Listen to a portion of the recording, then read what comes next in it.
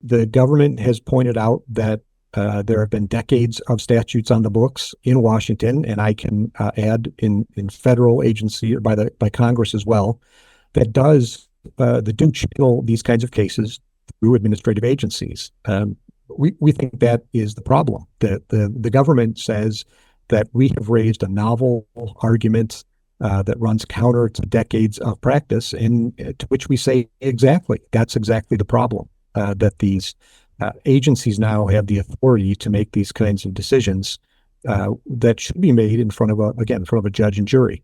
The one halfway decent argument that the government has is that the restoration orders are or could be deemed to be equitable orders.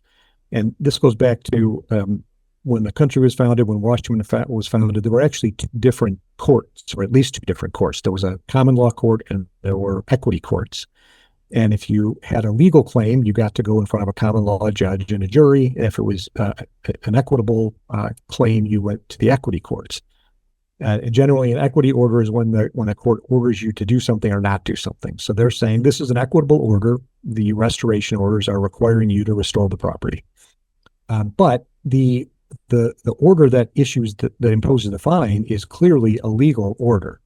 And so our contention is that at the very least, that claim should go to a jury, and a jury should decide all the facts. And one of the facts at issue is, as I mentioned earlier, whether the property sites at issue are wetlands in the first place, and whether what the Kings did actually harmed the property. So, but we also think that because these orders all go together, that they should all be in court.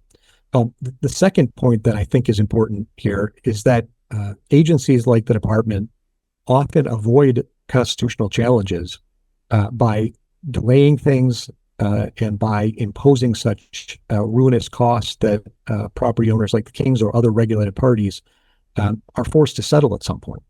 And so this process is going to be enormously expensive for the Kings. In court, not in court, but we asked the Attorney General if they would agree to a expedited briefing schedule for on our constitutional claims, and they denied that request.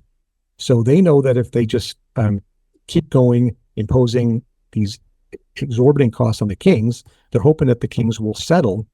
Not only then will the department get its way, but it will also avoid the constitutional challenge. And so we are trying to get this resolved as quickly as possible, and if necessary, we'll appeal to the Washington Supreme Court and then and even the U.S. Supreme Court. But we need to move quickly. The hearing is scheduled to begin in September, and so we're hoping to get things resolved as quickly as possible.